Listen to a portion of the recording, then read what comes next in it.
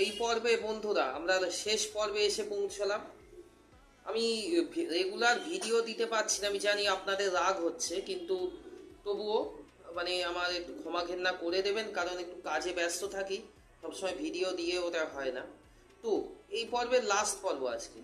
গুরু মহারাজ আমাদের দেখেছিলেন ওই গাছটার নিচে গিয়ে, যখন উনি দেখলেন আর বললেন যে এটা কিন্তু ব্রিটিশ আমলের গাছ, এটা সাধারণ ব্যাপার নয়।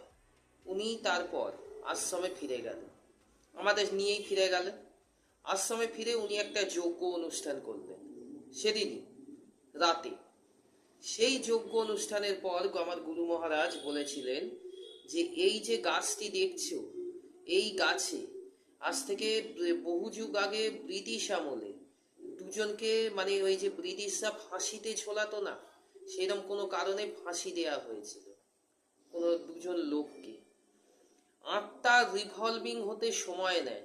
একটা আত্মা যদি মুক্তি না পায় আর বহুদিন এক জায়গায় আটকে থাকে, এটা গুরু মহারাজের কথা আমাদের, তাহলে বহু যুগ বাদে সেই আত্মা কিন্তু ভিজিবল হতে থাকে, ধীরে ধীরে ভিজিবল।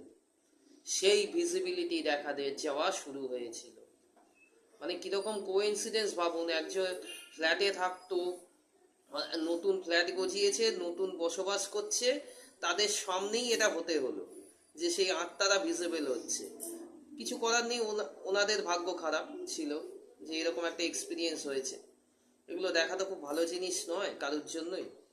তো এরকম একটা মানে তারপর গুরু মহারাজ ওই গাছে একটি ক্রিয়া করেছিলেন তারপরে পরের দিন সকালে। এবং সত্যি কথা, কি ক্রিয়া দেখুন, তোমার তান্ত্রিক ক্রিয়া, তো ক্রিয়ার সম্বন্ধে আমি কিছু বলবো না, কারণ প্রত্যেক অদীক্ষিত মানুষদের তান্ত্রিক ক্রিয়া বলা যায় না, এতে আমাদের বারণ আছে, যে কারণে এইটা আমি বলবো না কি তান্ত্রিক ক্রিয়া। কিন্তু একটা ক্রিয়া করা হয়েছিল, তারপর থেকে সে গাছ এখনো আছে, কিন্তু এই দৃশ্য আর কোনোদিন সেখানে দেখা যায়নি আজ অব্দি। আমরা পরে খোঁজও নিয়েছিলাম যে এটা কি দেখা যায়, আর দেখা যায়নি। তো এই হচ্ছে ঘটনা বন্ধুরা এই পর্বে। ঠিক আছে, নমস্কার।